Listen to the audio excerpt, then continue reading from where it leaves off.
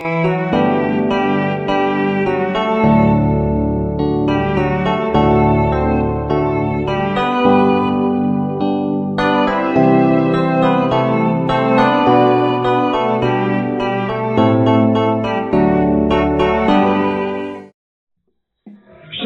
Sonship Spirit TV tupo live Sinza Shekilango Abnois Hall.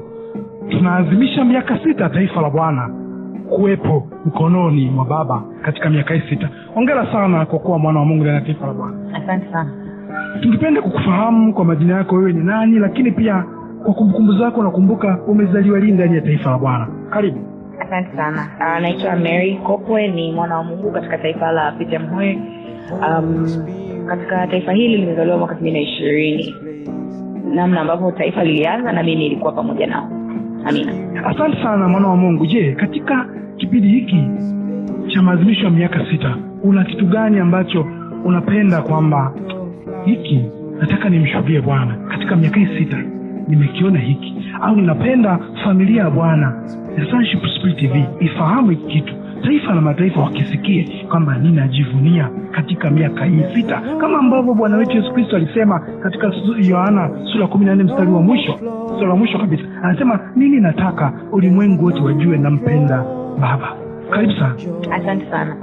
Katika miaka 6 yote hii napenda nimshukuru Bwana kwa kupitia ujumbe wake na ujumbe wa wana na ufalme wa Mungu. Nimeweza kujifunza kwanza mimi mwenyewe asili yangu kama mwana ndani ya taifa la Bwana, ndani ya ufalme wake, na kwa kujua nafasi yangu nimekwisha kujua pia na nafasi ya Mungu katika maisha yangu yeye kama baba. Na katika miaka yote hii 6 nimefurahi na ninajivunia namna ambavyo baba ameishi pamoja na mimi.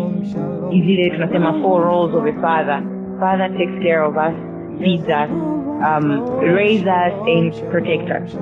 Kwa yote hivyo nimeviona, nimevishuhudia katika miaka 6 hii yote nimeishi, na nimefurahia kupitia ujumbe wa wana kujua mimi nafasi yangu na kusimama kama msimamizi kwa kila kitu ambacho Bwana amenipatia, kwa maono aliyowekeza ndani yangu, lakini pia kila talanta na kila kipawa alichonipatia kupitia Roho yake Mtakatifu.